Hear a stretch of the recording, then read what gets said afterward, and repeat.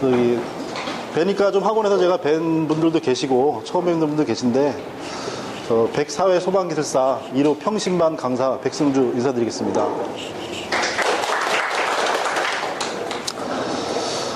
제가 특히나 또 이 강의실에 이 타이밍에 여기 이렇게 쓰면 너무 가슴이 떨리는 것 같아요. 저는 그 104회 소방기술사 취득을 했고요.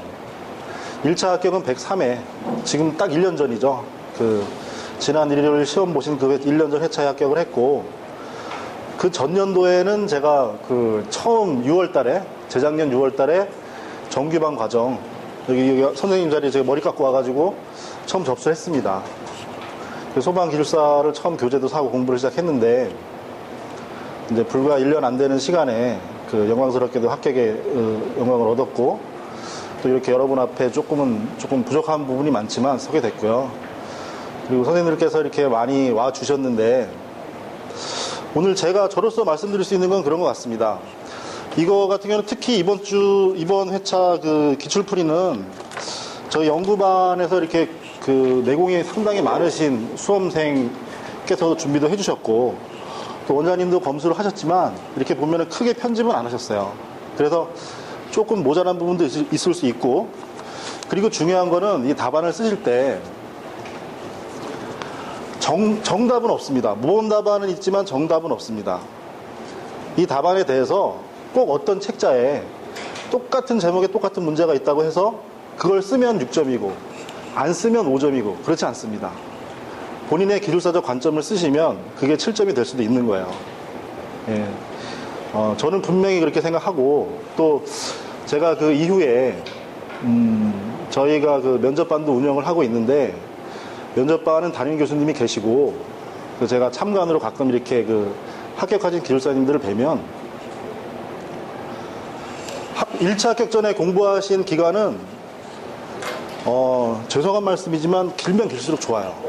그건 합격 이유를 말씀드리는 겁니다. 깊고 넓고 폭넓게 공부를 하시면 이제 기술사 취득을 하게 되면 많은 엔지니어들이 그 기술사 한 명한테 의존을 합니다. 그러니까 저 같은 경우도 그런 경우를 느끼는데, 현장에서 이렇게 한 30명이 미팅을 해요. 그럼 취득 전에는 그냥 이렇게 이제 같이 의견 개진을 하는데, 취득 이후에는 하다가 딱 막히면 한 20명이 저를 갑자기 쳐다봅니다. 상당히 당황스러워요. 나 저번 달에 취득했는데 나도 그거 모르는데. 그런 경우가 사실 간혹 있습니다. 그런 부분이 아무래도 조금 깊게 공부하신 선생님들께서는 훨씬 더 폭넓고 포괄적인 말씀하실 수가 있죠. 그러면 상대적으로 또 이왕이면은 좀 더 빨리 취득하고 싶은 마음도 있고, 여기 오신 선생님들께서는 지금 시험을 보셨고 최소한 정규반 이상의 과정을 수료하신 분들이기 때문에 이제 당장 올해 가을 시험이라든가 내년 시험에 합격에 욕심이 있으실 겁니다. 그러면 제 입장으로서는 제가 드리고 싶은 말씀은, 공부하는 방법도 한 가지 케이스가 있는 건 아니에요. 핵심 이론이 있습니다. 출제 범위가 엄청나게 지금 팽창하고 있어요. 원로 기술사님이나 원로 박사님이나 교수님께서도 현재 소방기술사의 출제 범위 수준을 보고 놀라십니다. 계속 팽창을 하고 있어요.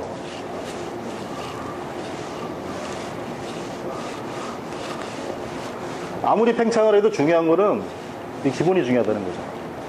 이 핵심이 중요하고, 핵심을 중점으로 외부로 팽창하고 있는 겁니다.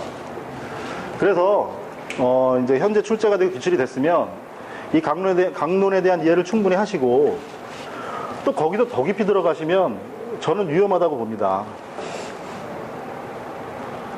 중요한 거는 그거예요. 핵심 이론에서 7점, 8점 본인만의 칼을 갖고 계셔야 돼요.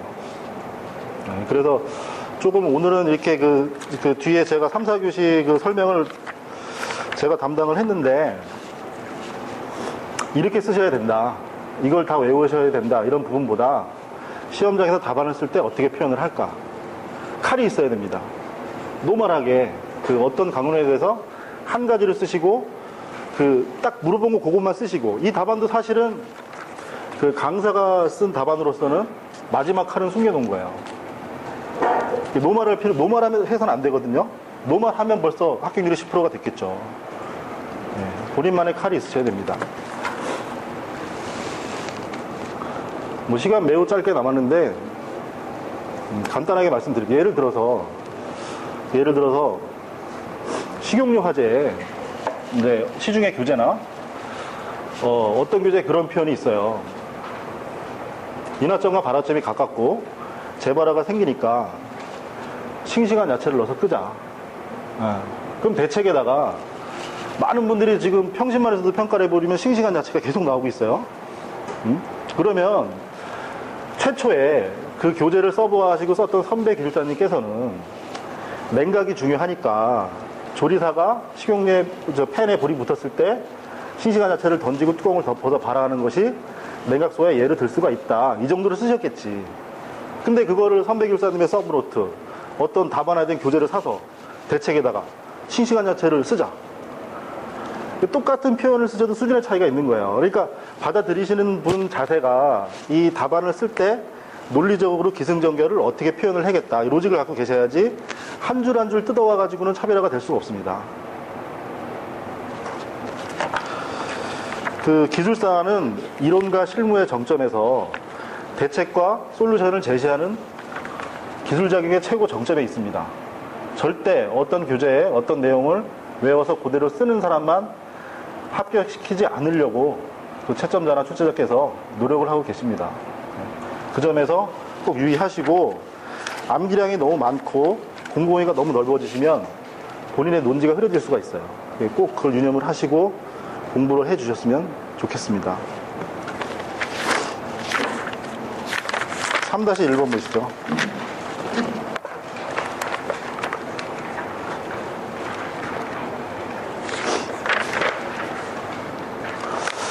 전체적으로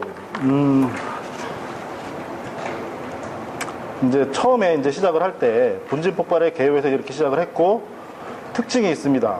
그러면 이 대제목은 현재 10점도 마찬가지지만 이번 시험에 특히 10점 문제들이 무거웠는데, 죄송합니다. 25점 문제들은 대제목들을 주고 있어요. 그럼 당연히 대제목은 개념 들어가겠고 그 밑에 특징 적고 또 그 다음에 3번 영향을 미치는 인자, 4번 분진의 종류로 써도 되겠죠. 이게 발화도의 구분이라는 게 뒤에 종류가 표에 들어가 있습니다. 그리고 그 뒤에 방지 대책 들어갈 겁니다. 그러면 이 방지 대책 광범위하죠. 이게 쭉 나열을 했는데 중요한 건 이걸 어떻게 구분을 했냐예요. 위험성 평가, 구조조적 대책, 예방 대책, 폭발 억제, 폭발 방어 이렇게 돼 있네요. 그럼 예방, 소방, 방어로 구분하신 겁니다. 이게 예방, 폭발에 있어서 대책은 예방 방어예요. 근데 여기 보면 예방, 소방, 억제 개념이 들어간 겁니다. 동차압을 폭포관, 동차압을 억배한 세 번째. 폭발에서 동차압을 폭포관이죠.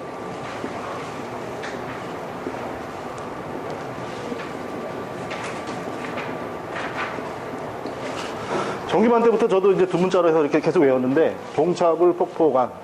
답안을 쓰시면, 대책 쓰면, 바로 동그라미 1번, 봉쇄, 동그라미 2번, 차단, 동그라미 3번, 불꽃방지, 동그라미 이렇게 쭉 써요. 저도 그렇게 외웠고, 모든 선생님들이 그렇게 외웠습니다. 근데 표현하는 방식에서는 이걸 약간 그 분리를 더 트릭을 줄 필요가 있어요. 무슨 말씀인지 아시겠습니까? 100명의 수험생 중에 20명이 쓰는 표현을 내가 쓰면 20명, 20등 안에 들어가는 겁니다. 절대 2% 안에 들 수가 없죠. 그럼 여기서도 같은 내용이지만 뒤에서 예방, 소방, 방호 이 세 부분을 구분을 해서 표현을 따로 하시고 있어요. 그러니까 이거는 틀렸고 이거는 맞고 이런 내용이 아니란 말씀입니다. 예. 특별히 다른 얘기가 없습니다. 근데 여기서는 일단 메커니즘이 조금 빠진 부분이 있네요.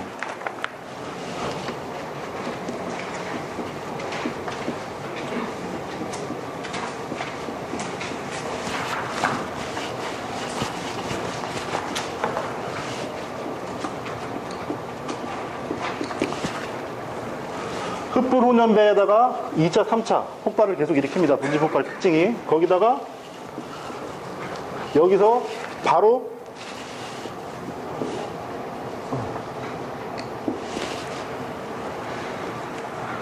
물적 특성, 물적 피해, 인적 피해 구분을 해서 메커니즘 기본이죠.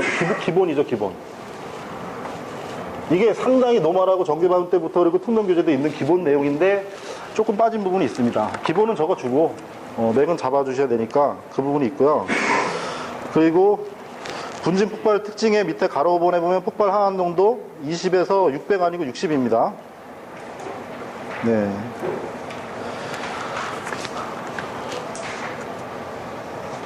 (3번) 영향을 미치는 인자. 그 정규반 그 핵풀 교재부터 입산화가 부수 입혀 이런 내용이고요. 여기서 특이한 점은 예를 들어 영향을 미치는 인자. 저는 설명을 할 때 분진 폭발을 물어보셨잖아요. 그러면은 분진 폭발의 메커니즘과 정의나 개념을 들어가고 그 다음에 이게 왜 더 위험한가. 덜 위험할 수도 있지만 분진 폭발이 어떤 우리가 대책으로서 어떻게 갖고 가야 되나 흐름을 가지고 가겠어요. 왜 그 말씀을 드리냐면 최소 발화 에너지가 지금 100mJ 미만이라고 돼 있죠. 산업안전보건공단 자료에 보면 10에서 100mJ입니다. 10에서 100mJ 미만인데 우리가 앞에 연소에서 배웠어요. 탄화수소계는 0.25mJ, 수소가스는 0.02mJ입니다. 그러면 최소 발화 에너지는 더 크죠? 그러면 발화를 시작하기 위한 에너지는 더 크지만 일단 발화를 시작하면 발생 에너지가 큽니다.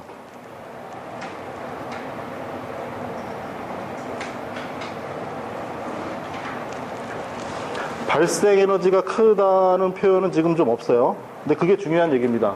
분진 폭발은 발화에 필요한 에너지는 커서 발화하기가 힘들다고 볼 수 있지만 일단 발생하면 온도가 2000도씨에서 3000도씨까지도 올라갑니다. 금속화재 1500도씨죠. 엄청나게 높은 온도가 되는 겁니다. 그리고 과압이 화학양능 조정 부근에서 최대 8기압. 8기압이라고 하면 대기압의 8배입니다. 대기압의 10배까지 폭갱을 구분하는 기준이 10배 정도로 보죠. 그러면 폭갱 압력의 근사한 압력까지 급상승한다는 걸 얘기를 하는 거죠. 그런 논점으로 풀고 가는 겁니다. 분진은 뒤에 발화도 얘기를 할 때 지금 그 표가 있으면 발화 온도가 지금 그 150초가 200도씨 이하. 유황이 제일 발화 온도가 낮네요. 상대적으로 위험하다는 얘기인데 그 위에 보면 석탄 옆에 철이 있어요. 철은 철 자체로서는 불연성이죠, 그죠? 근데 분진이기 때문에 이런 폭발 위험성을 가지고 있다. 예, 그래서 분진 상태, 분말 상태, 부유 상태의 분체를 분진이라고 합니다. 분진은 불연성도 위험성을 갖는다. 예, 그 부분이고요. 그리고 방지 대책은 예방, 소방, 방호하고 봉착을 억배안을 섞어서 구분을 하셨습니다. 그러면 이런 것들이 밑에 이 방지 대책은 대부분이 폭발 방지 대책으로 가는 거예요. 우리 폭발에 여러 가지 있죠. 블랩이 있고 UVC 있고 같이 패턴을 가지고 공부를 하시면 돼요. 거기서 이게 뒤에 있는 그 해설 단어들만 바꿔주시면 똑같은 대책이 되는 겁니다. 그 다음 3-2번 아령 수신기하고 인텔리전트, 이게 상당히 실무에 맞게 뭐 P형과 아령 물어보고 이런 부분들은 이제 한 시대 간 거고, 현재 대부분 아령 쓰고 있고, 또 아날로그 감지기는 또 써보면 편합니다. 근데 인텔리전트라는 개념은 시스템의 개념이기 때문에 적용하기 위해서는 상당히 비용이 많이 들어요. 그래서 초고측이 아니고 일반 건축물에서는 그냥 아날로그 수신기와 아날로그 감지기와 아령 수신기를 사용하고 있습니다. 대부분. 근데 이제 인텔리전트로 가고 있죠. 가야죠. 그리고 현재 이 답안에서는 쭉 잘 구분이 되어 있는데 공부하시고, 인텔리전트 수신기에 대해서 핵심은 뭐냐면, 이런 질문은 과거에서 현재에서 미래를 물어보고 있잖아요. 그럼 미래에다가 비중을 둬야 돼요. 미래로 가야 된다. 단순히 과거와 미래를 비교하지 마시고 뭐를 물어봐도 똑같습니다. 예를 들어 열응극형과 냉응극형을 물어본다면 냉응극형이 좋다고 얘기를 해야 되겠죠. CCFL 얘기하는 겁니다. 근데 현재는 CCFL의 시대는 가고 LED 시대가 왔지 않습니까? 그죠? 그럼 단순히 CCFL은 이렇다, LED는 이렇다, 이렇게 해버리면, 비교해서 끝나버리면 기술사적 관점이 없는 거예요. 항상 그렇게 쓰시면 A와 B를 비교하라. 이거 이 부분에서도 좀 많이 너무 보편화가 돼 계시니까 뭐든 마찬가지입니다. 뭐 저기 그 온오프 감지기, 아날로그 감지기, 그 다음에 지금 얘기한 또 R형 인텔리전트 A와 B를 설명하세요 질문이 나왔어요. 그럼 뭐 1 개념 적고 A 얘기하겠죠. 3 B 얘기합니다. A에서 B로 발전하는 개념을 얘기 드리는 거예요. 그럼 4는 뭐겠어요? 비교적으실 거 아닙니까? 그러면 장점, 단점, A, B. 기본 구성이시잖아요. 그죠? 그러면 쭉 답안을 읽어요. 채점자가. 항상 여기 어떻게 끝납니까? B의 단점에서 끝나요. 네. 다 좋은데 시방인조 설계, 성능인조 설계. 고가이다, 어렵다, 컴퓨터에 의존한다, 비싸다, 많이 쓰지 않고 있다. 여기서 항상 끝나세요. 그러니까 이런 부분을 주의하시란 말씀이죠. 똑같이 답안을 구성을 하시면서 이 표현을 하실 때 마지막 논점은 뭐냐면 비싸지만 이쪽으로 가야 된다. 네. 그 지점에서 끝나는 구상을 차별을 하셔야 됩니다. 선생님들께서는 기술사세요. 기술사를 채점관이 기술사가 아닌 분을 절대 합격 안 시킵니다. 이분은 기술사급이 됐는데 한 분만 딱 2% 찍어 올리는 거예요. 그런데 발전되는 설비를 문제를 냈는데 이렇게 논점을 끝내버리면 이분은 어디 가서 미팅 자리에 앉아도 뭘 물어보면 그거 비쌉니다. 끝내실 거 아니에요. 그죠? 네, 차별화 하셔야 됩니다. 이거는 공부하는 양에 대한 게 아니고 기술사적 논점을 항상 답안자, 채점자분께 그리고 또 면접했을 때 면접관께 보여드려야 합니다. 그게 매우 중요합니다.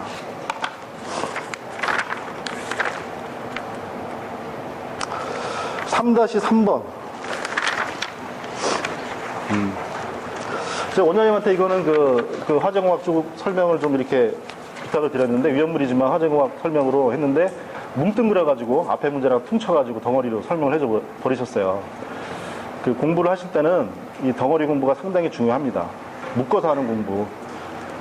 학원이다 보니까 378페이지, 379페이지 강론으로 계속 설명을 드려요.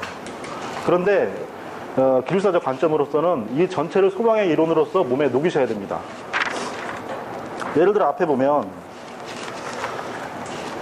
특론이 특히 그 편성이 잘 돼 있어요. 편중되게 하는 게 아니고 저는 제 나름대로 객관적으로 기술사 또 강사로서도 하고 있기 때문에 여러 가지 정보를 많이 수집한다고 생각하는데 객관적인 방법으로 봐도 상당히 수준 높게 편집이 돼 있고 표현이 돼 있습니다. 예를 들어 특론 같은 경우 아까 R형 수신기 물어봤는데 전기 쪽 보면은 R형 수신기 강론이 있고 바로 그 뒤에 인텔리전트 수신기 강론이 있어요. 그 뒤에는 통합관리 시스템이 있습니다. 그 R형 앞에는 클래스 BAX가 있고 한 덩어리입니다. 한 덩어리인데 그거에 대해서 요 강론만 공부를 하고 내가 여기 통합관리를 공부했는데 요번 인텔리전트 나왔어. 놓쳤어. 그 개념이 아니고 묶어서 공부하시는 게 필요해요. 화재공학 원론도 마찬가지입니다. 질량 감소 속도는 기화열분의 순연료. 이게 연소열과 곱해지면 열 방출률을 얘기한다. 그 핵심 관점에서 모든 이론이 시작하는 겁니다.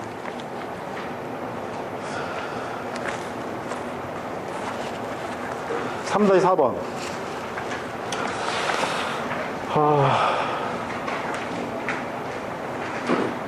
비속도 펌프 효율.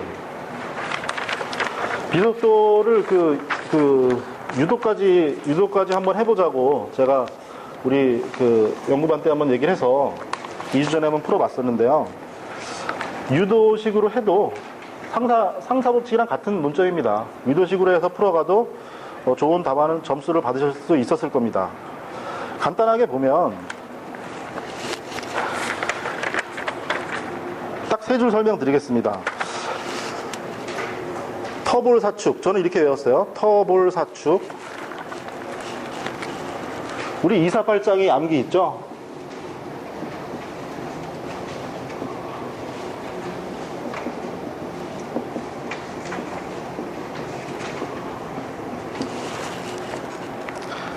현읍이 볼루트는 100, 200, 300이다. 200 쳐버리는 거예요. 터비는 400짜리도 있습니다. 400은 볼루트고 399는 터빈 이런 개념이 아니에요. 비슷하게 그 범위나 범죄에 대해서 이해를 하시고 공부를 하시면 1200 이제 밑에 교재에 있는 표입니다. 이런 거를 100, 200, 300 외우고 800에서 1000 외우고 뭐 이상, 미만, 초과 저는 제가 공부할 때는 그거 안 외웠습니다. 뭐 구미호초, 이상, 미만, 초과 막 있지 않습니까? 그냥 물결표로 다 외웠어요. 정확히 아는 게 좋죠. 아는 게 좋은데 그거 암기하려면 다른 개념이나 논지를 잡는데 시간이 걸리십니다. 이건 단기 합격자로서 제가 말씀드리는 거예요. 벌써 외워 계시고 몸에 녹아 계신 분들은 이거 나 잊어버리자 하실 필요는 없는 거잖아요. 근데 아직 로직이 좀 부족하다 보니 그냥 기술사는 강론으로만 공부하면 합격한다고 생각하신다면 큰 오산입니다. 절대 강론 300개, 500개 지금 엄청나게 팽창하고 있어요. 그거 다 표 외우고 미만 초과 외우고 절대 공부 못합니다. 논점이 중요하다는 거. 그런 식으로 하고 뒤에 그 비속도식을 보면 앞이네요. 내꺼 맞나 허삼수.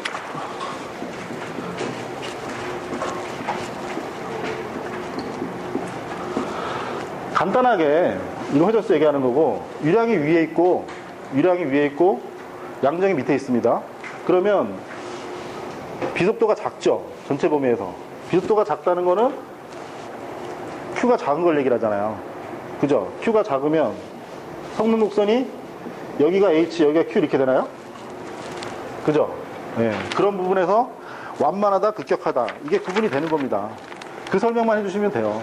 그래서 상사법칙에 따른 그 유양동으로 해가지고 유도해 주시고, 그 다음에 터블 사축 써주시고, 그 다음에 비속도, 소요동력 관계. 이렇게 적어 주시면, 표준 답안. 또 유도까지 있기 때문에 표준 이상의 점수 얻으실 수 있었을 겁니다.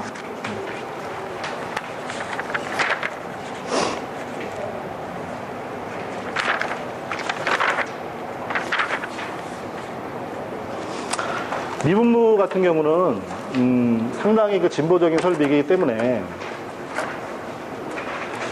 그 강의 시간에 말씀드렸습니다. 그러니까 수계와 가스계의 중간에 있습니다. 중간에 있다는 얘기는 아직 발전을 덜 했다는 얘기가 아니에요. 수계와 가스계의 장점을 취합했다는 얘기입니다. 기본적인 건 다 뭐 어느 정도 알고 계실 거예요. 미분무 같은 경우는 B급 적응성이 있죠. 수계는 없잖아요.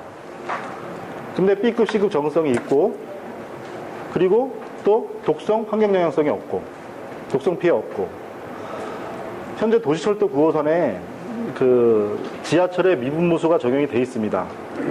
그 한 철도 차량 한 량에 50m짜리 2개의 탱크를 적용을 해요.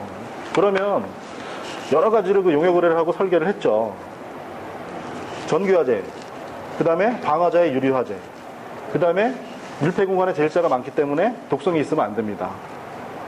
대응할 수 있는 설비는 미분무밖에 없는 거예요. 중량이 커서도 안 되는 거고. 그런데 현재 건축물에서는 미분무 설계를 거의 전무하다시피 못하고 있습니다.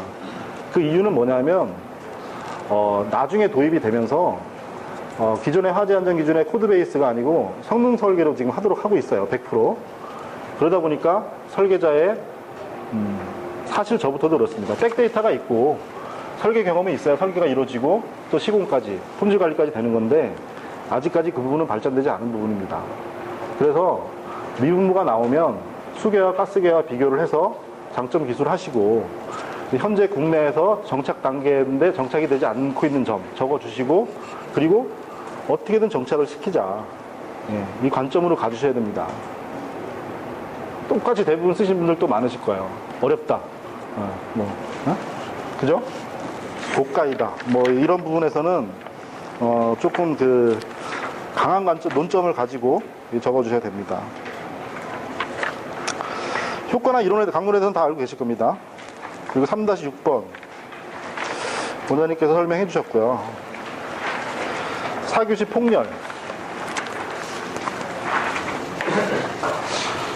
그 특문에 그 콘크리트 중성화를 이렇게 비중 있게 쓰셨어요.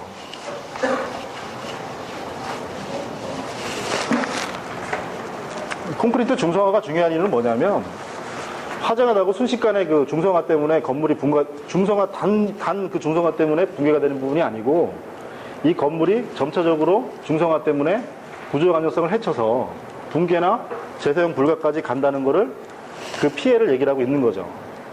폭렬에 대한 그 후적인 피해를 얘기를 하고 있습니다. 그래서 이번 문제에서 구조물의 안전진단 절차에 대해 설명하시오. 이 부분은 저도 공부를 못했었습니다. 이 전 단계에서 물리화학적 특성 변화라고 하면 중성화까지 써서 중성화 발생으로 이후에 재사용 여부를 판단해야 된다. 이 부분까지는 논지를 갖고 계시겠죠, 다. 예를 들어 사교시 시험을 보는데 합격하신 분들 대부분 1, 2, 3, 4교시 전부 다 60점 넘지는 못합니다. 저도 그랬습니다. 저는 사실 1교시를 못 넘었어요.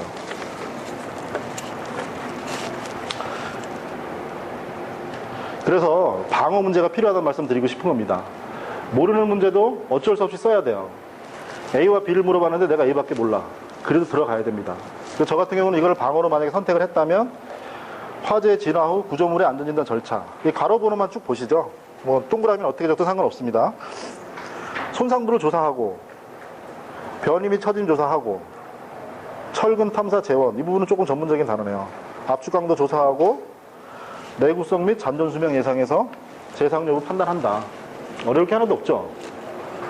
그러니까 이 중에서는 쭉 그냥 편한 마음으로 너무 이렇게 딱 꽂혀서 쓰지 마시고, 화재가 나고 이 건물을 다시 쓸지를 내가 기술사로서 가서 판단을 할 때 어떤 절차를 할까 적어주시면 분명히 편한 마음으로 쓰시면 한두 개 정도 틀리고 나머지는 비슷하게 가실 거예요.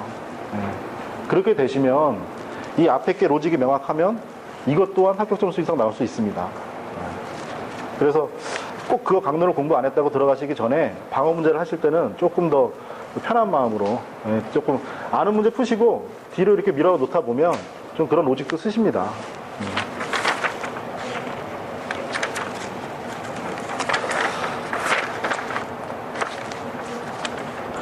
정전기.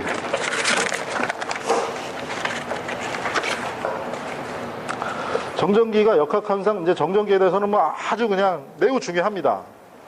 특론 교재에서는 정전기가 전기에 들어있지가 않고 앞에 연소 쪽에 들어있어요. 왜 그러냐면 정전기는 발화원이기 때문이죠. 전기 기술사가 공부를 한다면 정전기는 발화원이 아닙니다. 그냥 뭐 조그맣게 정화될 수 있다 적겠죠. 근데 우리도 똑같이 적으면 그 소방기술사가 아니잖아요. 그죠? 그 정전기에 대해서는 우리가 발화, 그리고 전기기기, 인텔리전트 수신기, 통신회로 시스템에서 문제가 생길 수 있다. 이런 관점으로 적어주시면 훨씬 더 기술사다울 것 같습니다.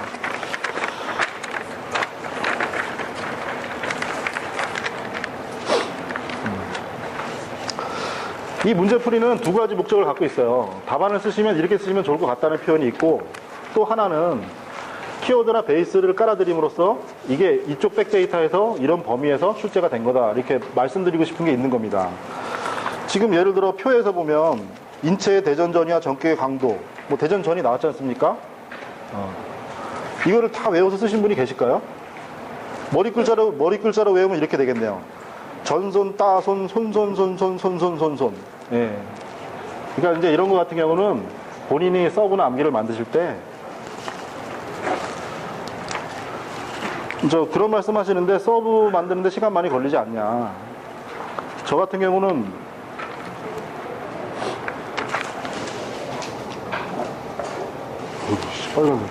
주교재는 무조건 하나면 됩니다. 그거는 분명한 겁니다.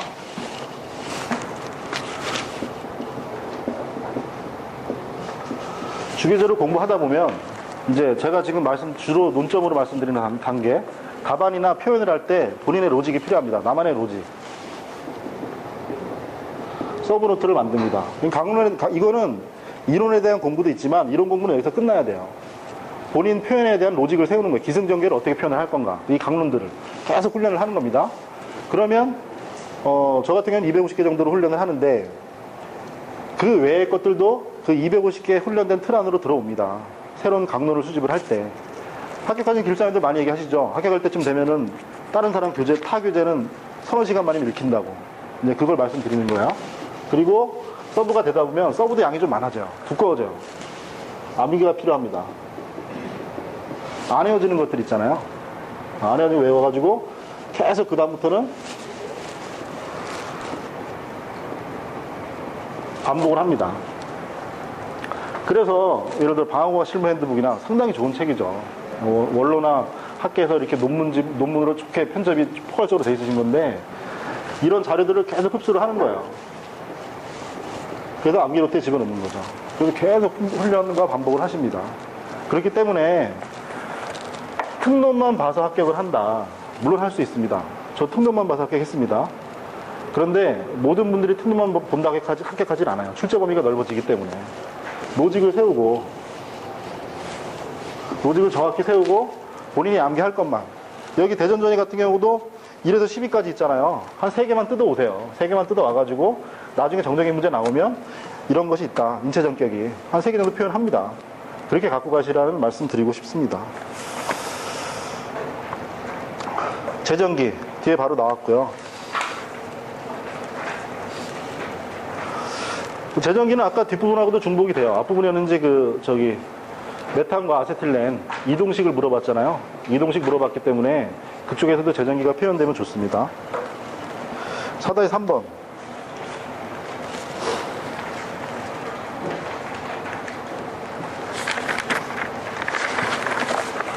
이거는 기계설비 쪽 이론인데 뭐 간단합니다. 쭉 읽어보시면 펜이 흡입과 토출을 하는데 흡입 토출에서 급격한 그 부속을 연결을 하면 난류가 형성이 돼서 손실이 발생하고 효율이 30%까지 떨어집니다.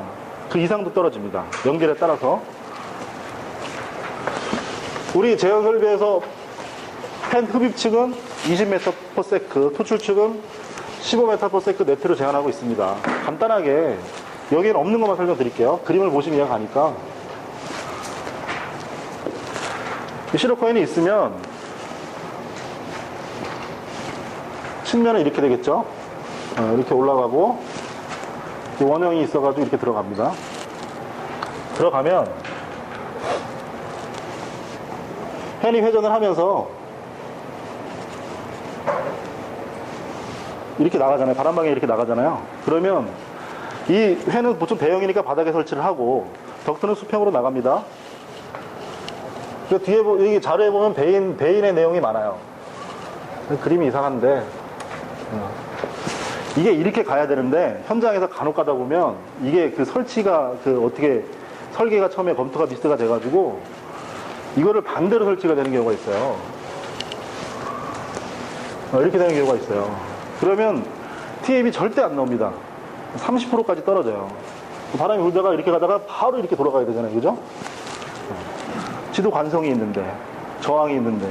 그래서 그런 접속 방법도 있고, 그리고 충류에 대해서도, 충류팬도 마찬가지로,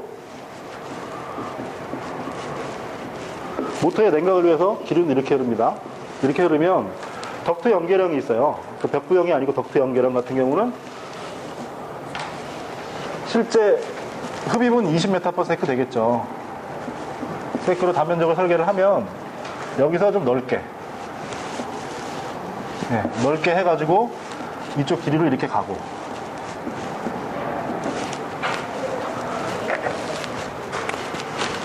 이게 바로 연결하라는 말씀 드리는 게 아닙니다. 그죠? 이런 부분 드리고 싶습니다.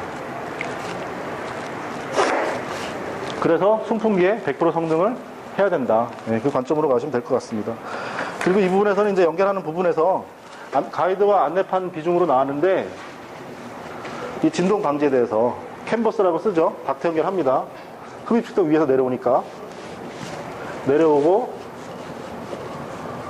이 닥트가 연결이 되면 토출이 되겠죠. 이렇게 X가 되면 여기 캔버스 배출인 경우에는 내열성을 써야 되겠죠. 성면 이외에 NFSG에 나와 있습니다. 성면 이외에 내열성을 써야 되고 이 자체를 또 방진을 하잖아요. 이 자체를 방진을 하면 얘가 지금 진동을 흡수하고 있습니다. 그리고 여기 마운트를 설치를 해요. 패드가 설치가 되고 여기 스라브가 있겠죠. FL이 있고 패드가 설치가 되고 이 스프링 마운트를 설치를 하면 여기서도 진동을 흡수를 합니다. 그러면 진동체는 팬이기 때문에 이 덕트하고 구조물하고 팬은 분리를 해서 설치를 해야 됩니다. 이렇게 분리를 하고 있습니다.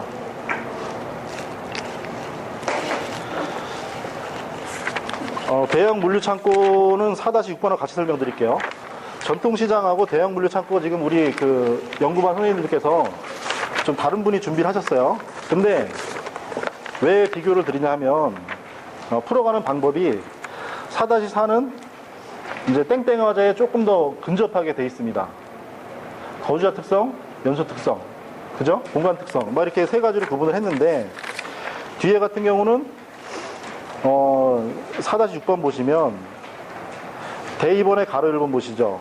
전통시장의 화재 특성, 그죠? 건축물의 구조적 한계, 공간 특성 얘기하고 있습니다. 그리고 무분별한 화재 위험 물질의 취급, 연소 특성 얘기하고 있습니다. 무슨 말씀 드리냐 하면 다 똑같이 공부를 시작합니다. 그러면 땡땡 화재라는 게 무조건 어떤 분이 물어보시더라고요. 뭐 예를 들어 터널 화재를 강론을 나눠드렸는데 다른 데서 아무리 찾아봐도 뭐 공간 특성, 연소 특성, 거주자 특성이 없더래. 근데 그거는 각자의 패턴을 말씀드리는 거예요. 모든 소방기술사가 모든 화재를 해석할 때 키워드를 공간, 연소, 거주자로 가시란 말씀이 아니고 본인이 같은 말도 이렇게 구분을 질 수가 있는 겁니다. 그러면 6번 공부하시는 선생님께서는 4번을 쓰셔도 똑같은 패턴으로 쓸 거예요. 물류창고의 화재 특성, 그죠? 그리고 물류창고의 구조적 한계, 그죠? 물류창고의 다양한 화재 하중 취급, 뭐 이런 식으로 쓰셨겠죠. 그 로직을 본인만의 틀을 갖고 가시라는 거죠. 그래서 오히려 너무 패턴화되고 너무 된 거를 이렇게 앞으로 봉차불 폭포관, 뭐 공간, 연소, 거주장 노출을 해버리시면 조금 노멀한 점수가 나올 수가 있어요. 같은 내용을 쓰시는데. 그런 말씀 드리고 싶고.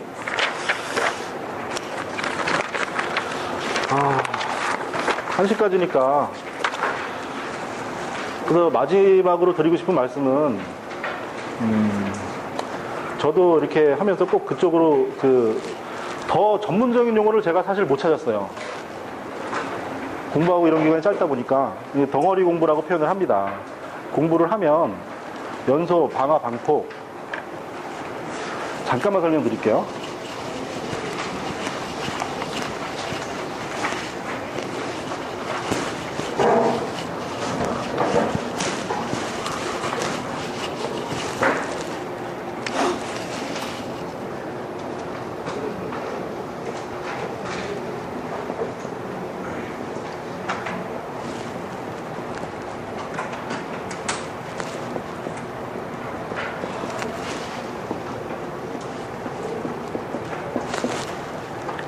소방입니다.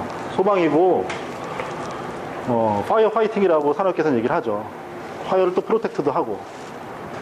특론 1권은 이런 구조로 돼 있고, 2권은 이런 큰 구조로 돼 있어요. 편집이.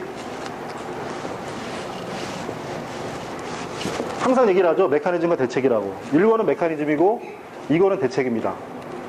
이 이후의 목차를 보셔도 똑같아요. 공부를 하실 때 특론 목차가 매우 중요합니다. 특론 목차의 철학에 30%가 들어가 있어요. 메커니즘을 알고 대책을 세우자. 계산을 통한 정량화. 바로 위험성 평가 있죠? 예. 그 관점으로 조금 더 시간이 많으면 조금 약간 세분의 설명을 드리겠는데, 그런 점에서 편집에 대한 고민이 많이 느껴지는 책이니까, 저도 그러려고 노력하고요. 저희 학원에서는 먹물입니다.